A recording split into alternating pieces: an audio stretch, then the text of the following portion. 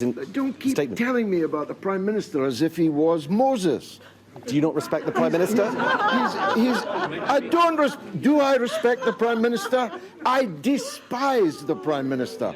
And guess what? Guess what? Millions and millions and millions of people in this country despise the Prime Minister. I don't respect the Prime Minister at all.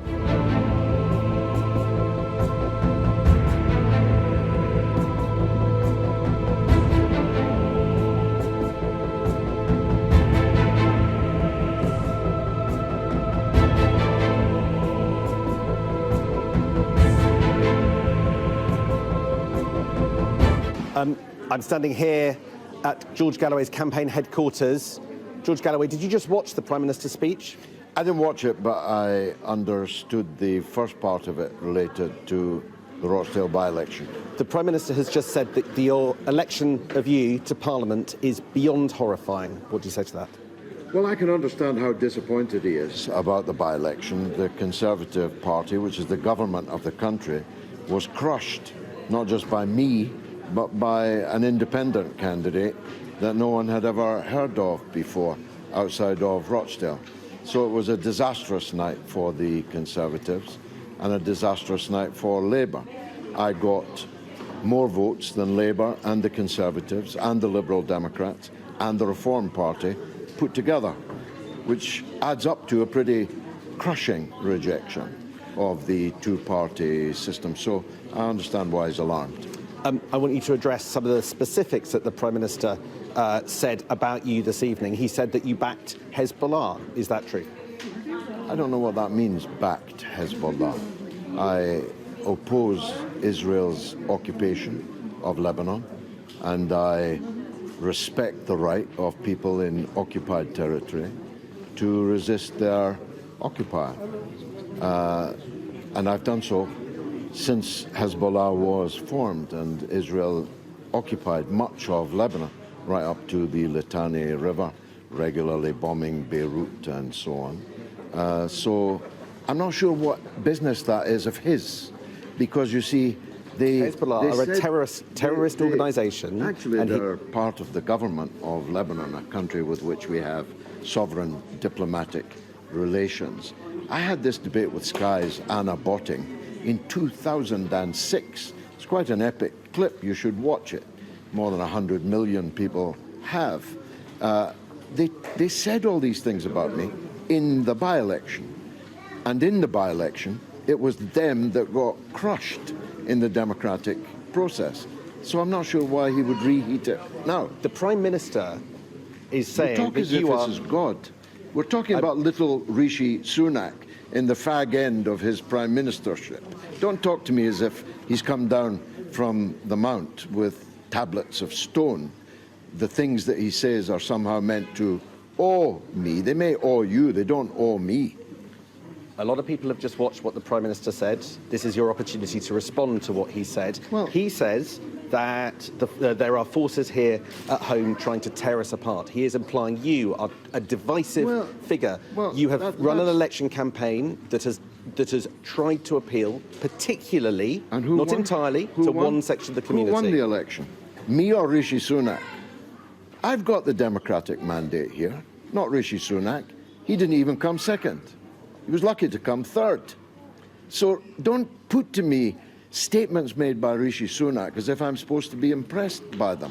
He don't impress me much. We at Sky have spent some time today on the streets of Rochdale, and there are people who say that they feel intimidated by people like you and the people that have supported you. I have just and they have pointed out that you have concentrated your campaign on foreign affairs, and they worry that Rochdale will not be the winner. That's my answer to you. I was just elected with a thumping majority by the electorate in Rochdale. That's all that matters to me. So why are there people in the streets of Rochdale today worried? Well, people voted yesterday, and they voted for me. Why is that difficult for you to grasp? Why are there people on the streets worried? There may be people who didn't vote for me who are worried, but the majority, the thumping majority, voted for me. I've got the mandate. and I'm going to the House of Commons with it. And it's a mandate, you think, to do what? Because there are people that listen to what you say about whether or not Israel has a right to exist, what you say about what many Jewish people think are threatening We had this slogans. conversation last night. Why are you reheating it? Because in the light of the Prime Minister's Don't keep statement... telling me about the Prime Minister as if he was Moses. Do you not respect the Prime Minister? Do I respect the Prime Minister? I despise the Prime Minister. And guess what? Guess what? Millions and millions and millions of people in this country despise the Prime Minister. I don't respect the Prime Minister at all. What are you planning to do next week when you arrive in Parliament? Well, I'm meeting the Speaker on Monday morning, and then I'll be introduced and sworn in. I'll be escorted by the Right Honourable David Davis MP, former Deputy Leader of the Conservative Party. I don't know why he would do that if he thought I was the kind of man you're clearly implying that I am. David Davis is one of the great parliamentarians of today and this age. And I'll be taking my seat in the House of Commons and speaking for the people of Rochdale. That's what I was elected to do. And what is your message also to Keir Starmer?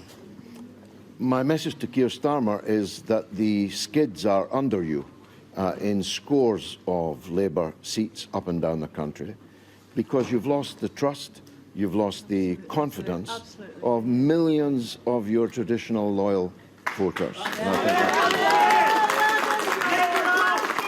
Now, we have now had an election where two of the candidates have alleged intimidation. The Prime Minister referenced that intimidation in his address on the steps of... to the Prime Minister as if that's supposed to impress me. The Prime Minister is the Prime Minister is a rather diminutive, diminished and degraded politician. He made a party political statement.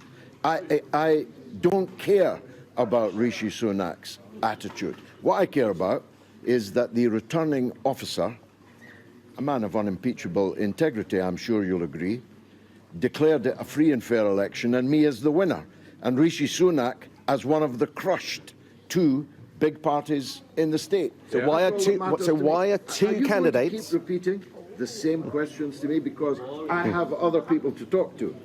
So let's make this the last one, shall we? We've got a party to deal with. Allegations of intimidation, allegations that your supporters intimidated other candidates. What do you think? Times you've said that.